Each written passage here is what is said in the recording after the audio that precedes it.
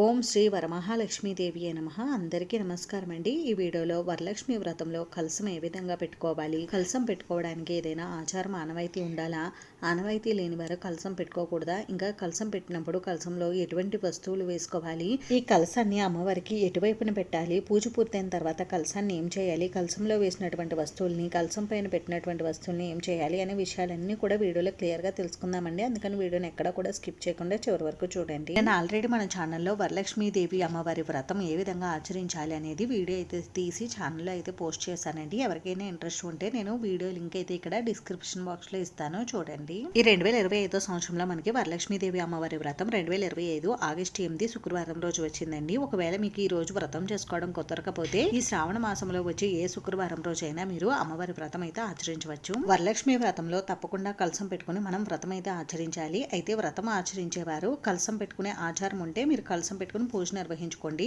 మీకు కలసం పెట్టుకునే ఆనవాయితీ లేకపోతే కలసం పెట్టుకోకుండా కూడా మీరు అమ్మవారికి వ్రతం ఆచరించుకోవచ్చు. పూజలో కలసం పెట్టుకుని పూజ నిర్వహించేవారు కలసంలోకి అమ్మవారిని ఆహ్వానించి కలసాన్ని మీరు అమ్మవారిగా భావించి కలసానికి పూజ అనేది నిర్వహించుకోవాలి. ఒకవేళ మీరు అమ్మవారికి పూజ నిర్వహించేటప్పుడు పూజలో కలసం పెట్టుకోకుండా పూజ నిర్వహిస్తే అమ్మవారి ఫోటో కానీ విగ్రహానికి కానీ పూజను అయితే నిర్వహించుకోవాలి. మనం వ్రతం కానీ నోములు కానీ ఆచరించేటప్పుడు ఇలా కలసం పెట్టుకుని ఆ వ్రతాలు ఆచరిస్తే చాలా మంచిదండి. ఇలా వ్రతాలు నోములు చేసినప్పుడు కలసానికి చాలా ప్రాధాన్యత ఉంటుంది కాబట్టి కలసాన్ని పూజల్లో పెట్టుకునేటప్పుడు ఎలా పెట్టుకోవాలి అనేది ఇప్పుడైతే తెలుసుకుందామండి. వ్రతంలో పెట్టుకున్నటువంటి కలసాన్ని మనం సాక్షాత్తు అమ్మవారి స్వరూపంగా భావిస్తాం కాబట్టి కలసం విషయంలో ఇటువంటి పొరపాట్లు అస్సలు చేయకండి.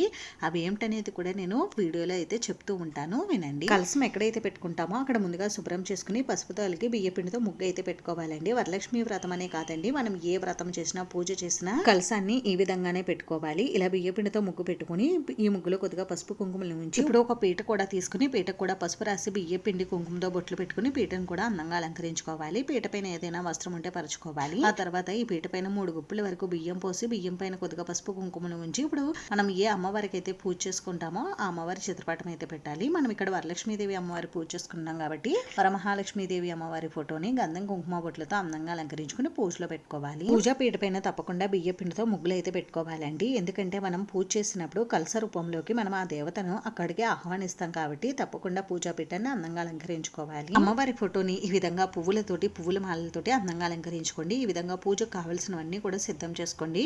వ్రతంలో మనం తప్పకుండా మామిడాకులు కూడా పెట్టుకోవాలండి. ఈ విధంగా అమ్మవారిని అందంగా అలంకరించుకున్న తర్వాత ఇప్పుడు కలసాన్ని అయితే ఏర్పాటు చేసుకోవాలి. కలసాన్ని ఏ విధంగా పెట్టుకోవాలి అని అంటే కలసం పెట్టుకోవడానికి 2 తమలపాకులు కానీ లేదు అంటే ఇత్తడి, వెండి, రాగి ఈ ప్లేట్ లో ఏ ప్లేట్ అయినా కూడా తీసుకోవచ్చండి. ఈ ప్లేట్ గంధం కుంకుమ బొట్లు పెట్టుకుని ఈ ప్లేట్ లోకి 3 కానీ 5 కానీ గుప్పులు బియ్యం పోసుకోవాలి. బియ్యం ప్లేస్ లో ధాన్యం కూడా తీసుకోవచ్చు. ఇప్పుడు బియ్యంలో కొద్దిగా పసుపు కుంకుమలు ఉంచి ఇప్పుడు కలసం పెట్టుకోవడం కోసం రాగిది కానీ ఇత్తడిది కానీ వెండిది కానీ చెంబు తీసుకోండి. కలసం పెట్టుకోవడం కోసం స్టీల్ ప్లేటు, స్టీల్ చెంబు అయితే తీసుకోవద్దండి. ఒకవేళ మీ దగ్గర ఏ చెంబు లేకపోతే మట్టితో చేసిన కుండవైనా మీరు కలసం పెట్టుకోవడానికి తీసుకోవచ్చు. నేనైతే ఇక్కడ కలసం పెట్టుకోవడం కోసం అష్టలక్ష్మి చెంబును అయితే తీసుకున్నానండి. కలసం పెట్టుకోవడం కోసం ఈ చెంబును ముందుగానే మనం శుభ్రం చేసుకుని పెట్టుకోవాలి. ఈ చెంబుకి ఎక్కడా కూడా మచ్చలు లేకుండా ఉండేలా చూసుకోండి. తర్వాత ఈ చెంబుకి ఈ విధంగా పసుపు రాసి గంధం కుంకుమ బొట్లు పెట్టి ఈ చెంబును అందంగా అలంకరించుకోండి.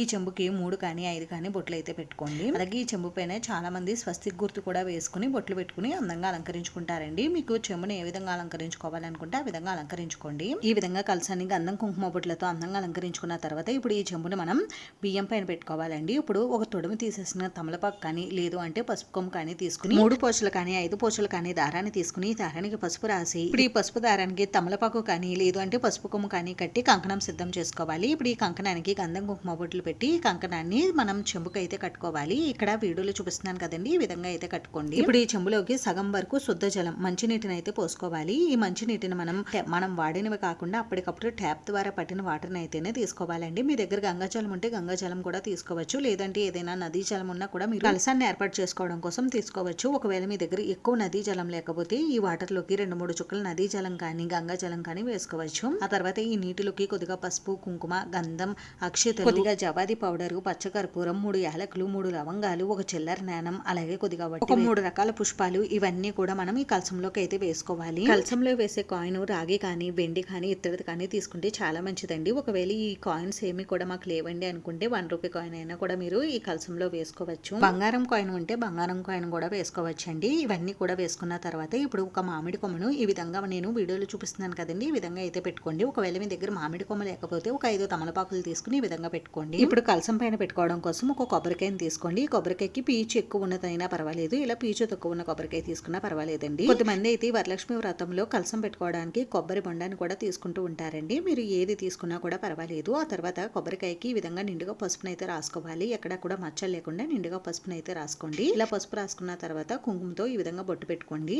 నేనైతే ఇక్కడ కళ్యాణ తిలకం పెట్టాను, మీరు ఏ బొట్టైనా పెట్టుకోవచ్చు. ఇలా కొబ్బరికాయని పసుపు కుంకుమలతో అందంగా అలంకరించుకున్న తర్వాత ఇప్పుడు వీడియోలో చూపించే విధంగా కొబ్బరికాయని కలసం పైన ఈ విధంగా అయితే పెట్టుకోండి. ఇప్పుడు ఏదైనా ఒక ఎరుపు రంగు బ్లౌజ్ పీస్ తీసుకుని బ్లౌజ్ పీస్ ని ఈ విధంగా అయితే ఫోల్డ్ చేసుకోండి. ఈ బ్లౌజ్ పీస్ లో ఎలా ఫోల్డ్ చేసుకోవాలనేది ఆల్రెడీ మన ఛానల్లో వీడియో ఉందండి, చూడండి. ఈ విధంగా ఫోల్డ్ చేసుకున్న బ్లౌజ్ పీస్ కి గంధం కుంకుమ బొట్లు పెట్టి కొబ్బరికాయ పైన ఈ విధంగా పెట్టుకోండి. ఇప్పుడు ఒక 1/2 డజన్ వరకు ఎరుపు రంగు గాజులను తీసుకుని బ్లౌజ్ పీస్ పైన ఈ విధంగా పెట్టండి. ఇప్పుడు ఈ కలసాన్ని మీ దగ్గర ఉన్నటువంటి బంగారు ఆభరణాలతో కానీ, లేదు అంటే పంచలోహాలతో చేసినటువంటి ఆభరణాలతోని, పువ్వుల మాలలతోని, పువ్వులతోని అందంగా అలంకరించుకోండి. ఇంకా వస్త్రమాలలు కూడా సమర్పించండి. కలసం పెట్టుకోవడానికి తమలపాకులు ఉపయోగిస్తే తమలపాకులకున్న మొదళ్ళు కలసం లోపలకు ఉండేలా, ఇంకా చివర్లు కలసం పైన ఉండే విధంగా అమర్చుకోండి. కలసం పైన పెట్టినటువంటి కొబ్బరికాయ పీచు భాగం పై భాగంలో ఉండే విధంగా పెట్టుకోండి. ఈ విధంగా కలసాన్ని అయితే ఏర్పాటు చేసుకోవాలి. ఇంకా కలసానికి అలంకరించడం కోసం మీ దగ్గర ఎటువంటి ఆభరణాలు లేకపోతే ఇలా ఒక పసుపు తాడికి పసుపు కొమ్ము కట్టి ఈ ఆభరణాన్ని అమ్మవారికి అలంకరించండి.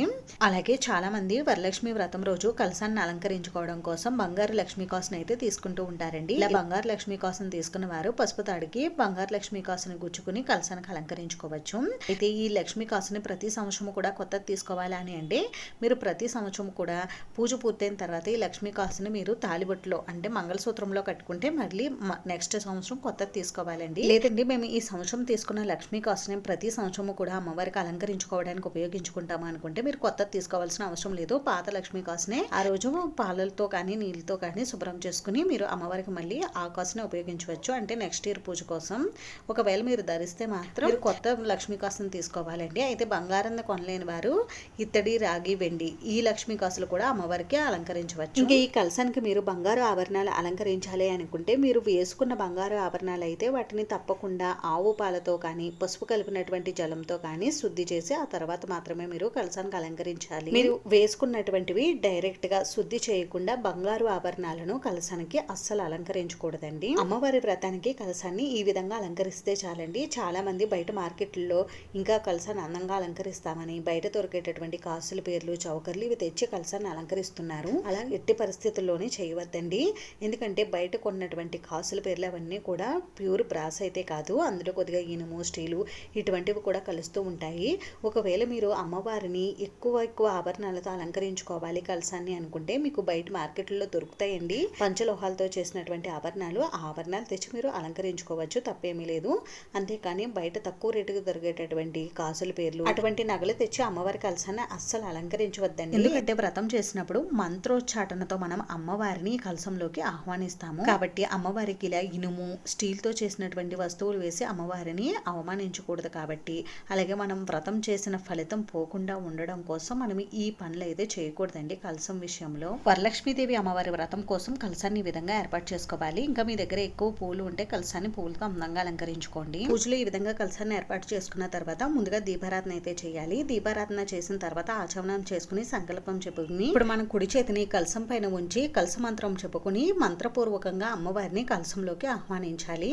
ఆ తర్వాత ఈ కలసంలో ఉన్న నీటిని పూజా ద్రవ్యముల పైన మన పైన చిలకరించుకోవాలండి. ఆ తర్వాత మనం ఈ కలసాన్ని అమ్మవారిగా భావిస్తాం కాబట్టి అమ్మవారికి షోడశోపచార పూజను ఇంకా ధూప దీప నైవేద్యాలను సమర్పించాలి. కలసానికి పూజ అంతా కూడా నిర్వహించుకోవాలండి. పూజ అంతా కూడా పూర్తయిన తర్వాత కలసానికి సాంబ్రాణి ధూపం చూపించి కర్పూర నీరాజనం సమర్పించాలి. ఈ విధంగా కలసం పెట్టుకుని పూజను అయితే నిర్వహించుకోవాలి. ఇంకా పూజలో ఈ విధంగా మనం కలసం ఏర్పాటు చేసుకున్నప్పుడు అమ్మవారి ఫోటోకి ఈ కలసాన్ని ఎటువైపు పెట్టాలి అని చాలా మందికి డౌట్ అయితే ఉంటుందండి. మీరు ఫోటోకి మధ్యగా కూడా ఈ కలసాన్ని పెట్టుకోవచ్చు. అయితే అమ్మవారి ఫోటో మనకి సరిగ్గా కనిపించదు కాబట్టి అమ్మవారి ఫోటోకి కుడి పక్కన ఈ కలసం పెట్టుకుంటే మనకి అమ్మవారి ఫోటో కూడా చక్కగా కనిపిస్తుంది. ఈ విధంగా మనం కలసం పెట్టుకుని పూజ ఆచరించినప్పుడు ఈ కలసాన్ని మళ్ళీ ఎప్పుడు కదిలించాలి అని అంటే పూజ చేసినప్పుడు ఈ కలసాన్ని ఎట్టి పరిస్థితుల్లో కూడా కదిలించకూడదండి. అంటే ఒక్కసారి మనం మంత్రపూర్వకంగా ఈ కలసంలోకి అమ్మవారిని ఆహ్వానించిన తర్వాత ఈ కలసాన్ని ఇంకా ఎట్టి పరిస్థితుల్లో కూడా పూజ జరిగే మధ్యలో కూడా కదిలించకూడదు. ఇంకా పూజ అంతా కూడా పూర్తయిపోతుంది కదండి. ఈ రోజు శుక్రవారం కదా, అమ్మవారికి ఉదయం సాయంత్రం కూడా పూజ చేసుకోవాలి.